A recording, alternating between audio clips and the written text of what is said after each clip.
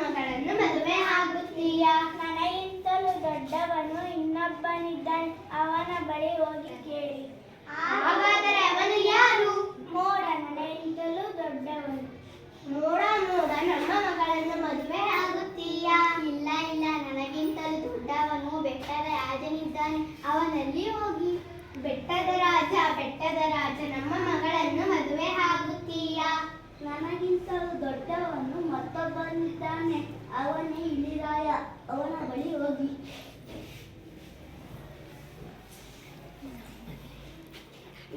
ಇಲಿರಾಯನೇ ನಮ್ಮ ಮಗಳಿಗೆ ತಕ್ಕ ವರ.